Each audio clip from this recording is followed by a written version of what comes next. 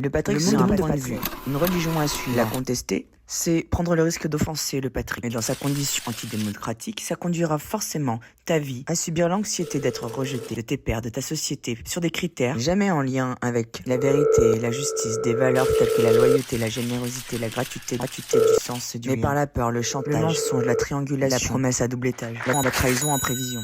C'est un emploi étudié à toujours penser à l'impact de la réputation. Le monde de Patrick est un monde de calomnie, de ragots, celui de la rumeur qui est lancée et dont on connaît le pouvoir du chaos. Le monde de Patrick, c'est un monde où l'amour est tabou qu'on devrait cacher et le sexe un autre pour accéder à ses intérêts. Le monde de Patrick, c'est du vu et du revu, semble revivre les mêmes histoires du passé, des trames de drames suscités pour que ne surviennent pas l'indépendance et l'enthousiasme et en nombre qui n'est pas indiqué pour manipuler, contrôler, dominer. Ravivant nos angoisses intimes, celles de la mort. C'est pour ça que certains y pensent désormais tout le temps. Ce sont des émotions à sous tension, tiraillées, dont on signifiera en contradiction combien il est plus accepté. Tu te calmes, retenir, stopper par de certaines âmes qui ont envie parfois de céder au repos présumé. Le monde de Patrick, c'est la pulsion de mort côté pile et te casser la vie jamais en face.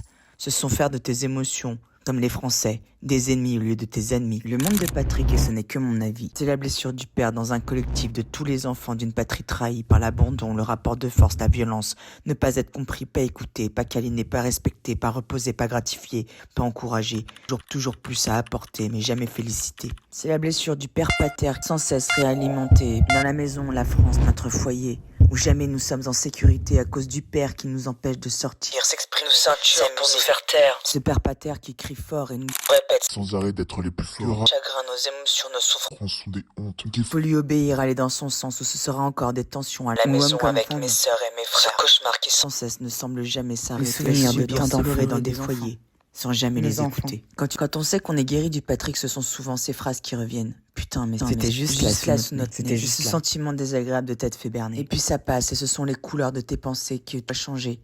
Et donc partout, même chez les autres, sans chercher, ça te fait plus d'amis que d'initiés. Ce sont plus de jours ensoleillés, même si la météo ne veut pas. Sortir de la blessure du père fossile, de nos douleurs à laisser là où il est. C'est faire des petites et des grandes répétitions de réussite. C'est à nouveau ressentir le sentiment de réussir. Cette retrouvaille qui remplit, la joie de relancer qui tu es, de se relever.